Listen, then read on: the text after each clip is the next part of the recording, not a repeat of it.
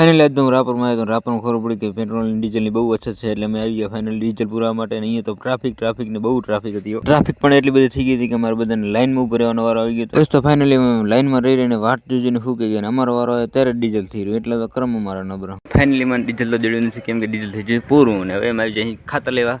તો સમિતિમાં ખાતર લેવા પગ્યા છીએ.